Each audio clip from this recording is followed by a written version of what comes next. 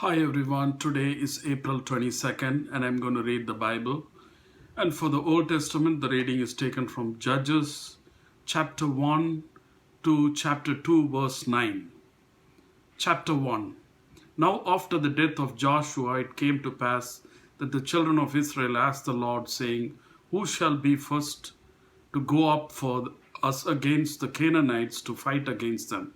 And the Lord said, Judah shall go up. Indeed, I have delivered the land into his hand.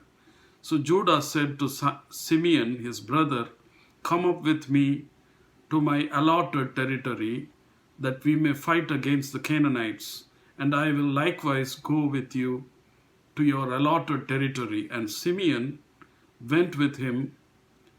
Then Judah went up, and the Lord delivered the Canaanites and the Perizzites into their hand.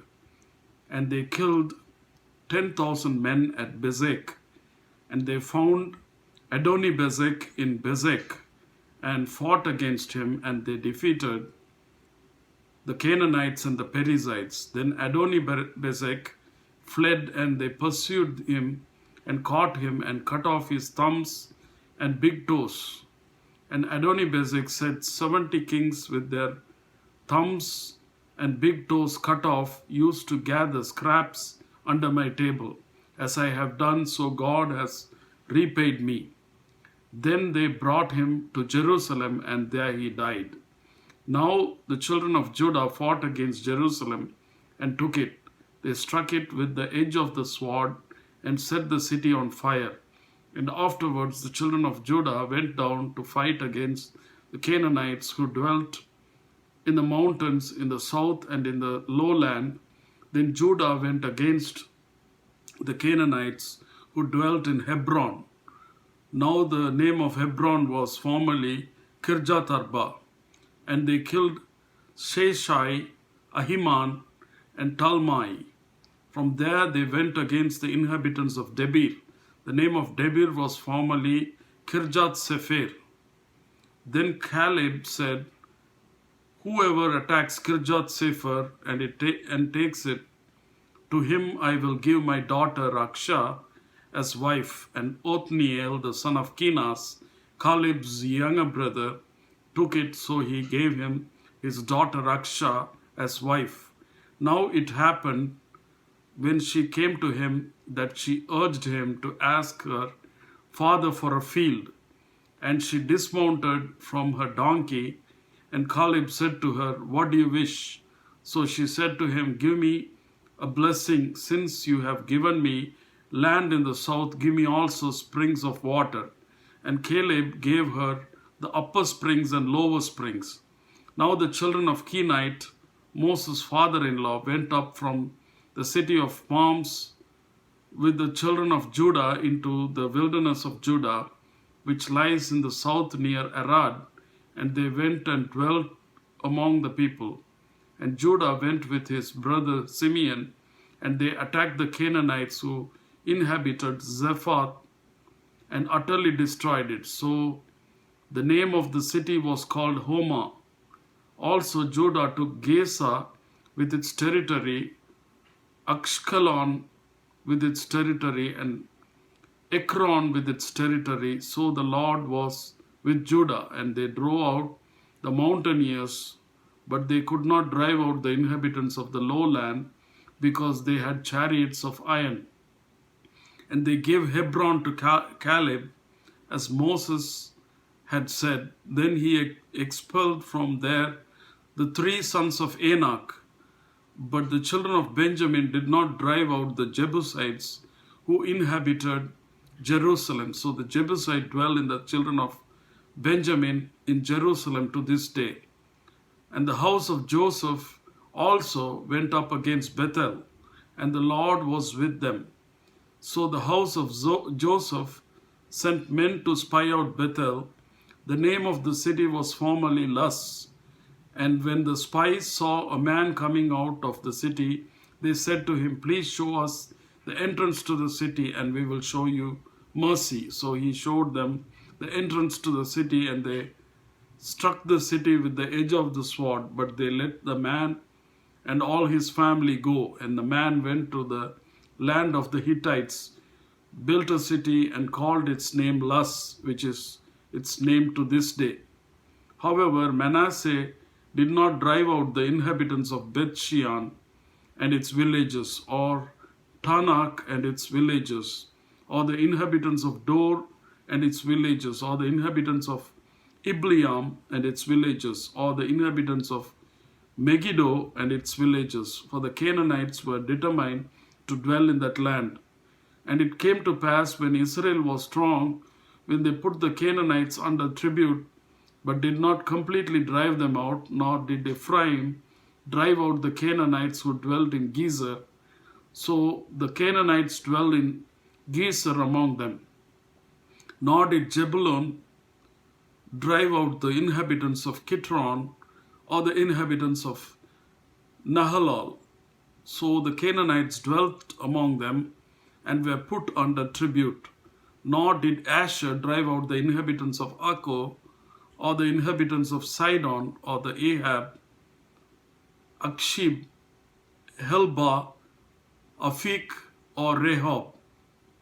So the Asherites dwelt among the Canaanites, the inhabitants of the land, for they did not drive them out. Nor did Naphtali drive out the inhabitants of Beth Shemesh, or the inhabitants of Beth Anath, but they dwelt among the Canaanites, the inhabitants of the land. Nevertheless, the inhabitants of Beth Shemesh and Beth Anath were put under tribute to them. And the Amorites forced the children of Dan into the mountains, for they would not allow them to come down to the valley. And the Amorites were determined to dwell in Mount Heres, in Ajalon, and in Shalbim. Yet when the strength of the house of Joseph became greater, they were put under tribute. Now the boundary of the Amorites was from the ascent of Akrabim, from Selah and upward. Chapter 2. Then the angel of the Lord came from Gilgal to Bochim and said, I led you up from Egypt and brought you to the land of which I swore to your fathers and said, I will never break my covenant with you, and you shall make no covenant with the inhabitants of this land. You shall tear down their altars, but you have not obeyed my voice. Why have you done this? Therefore I also said, I will not drive them out before you, but they shall be thorns in your side, and their God shall be a snare to you. So it was when the angel of the Lord spoke these words to all the children of Israel, that the people lifted up their voices and wept. Then they called the name of the place Bochim, and they sacrificed there to the Lord. And when Joshua had dismissed the people, the children of Israel went each to his own inheritance to possess the land. So the people served the land all the days of Joshua, and all the days of the elders who outlived Joshua, who had seen all the great works of the Lord which he had done for Israel. Now Joshua, the son of Nun, the servant of the Lord, died when he was 110 years old, and they buried him within the border of his inheritance at Timnath Heres, in the mountain of Ephraim, on the north side of Mount Gash. The next reading is taken from the New Testament. The reading is taken from Luke chapter 21, verses 29 to chapter 22, verse 13. Then he spoke to them a parable. Look at the fig tree and all the trees. When they are already building, you see and know for yourselves that summer is now near. So you also, when you see these things happening, know that the kingdom of God is near. Assuredly, I say to you, this generation will by no means pass away till all things take place. Heaven and earth will pass away, but my words will by no means pass away. But take heed to yourself, lest your hearts be weighed down with carousing, drunkenness, and cares of this life. And that day come on you unexpectedly, for it will come as a snare on all those who dwell on the face of the whole earth. Watch therefore and pray always that you may be counted worthy to escape all these things that will come to pass and to stand before the Son of Man. And in the daytime he was teaching in the temple, but at night he went out and stayed on the mountain called Olivet. Then early in the morning all the people came to him in the temple to hear him. Chapter 22.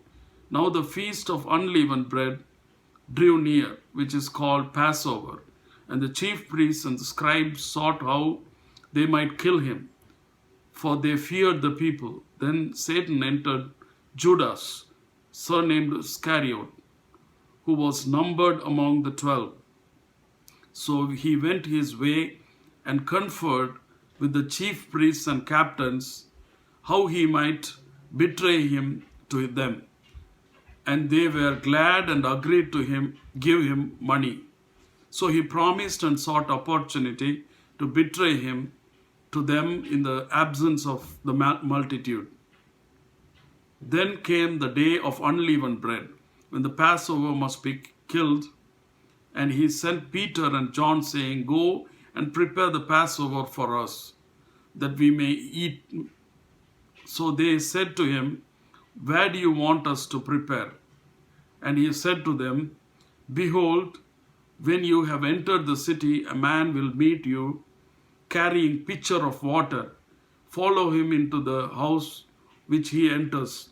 Then you shall say to the master of the house, The teacher says to you, Where is the guest room where I may eat the Passover with my disciples?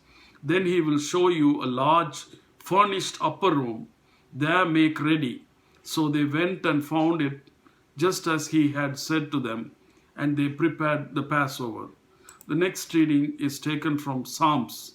Psalms chapter 90 and chapter 91.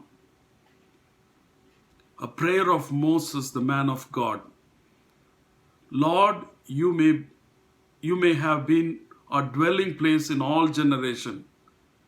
Before the mountains were brought forth, or ever you had formed the earth and the world, even from everlasting to everlasting, you are God. You turn man to destruction and say, Return, O children of men.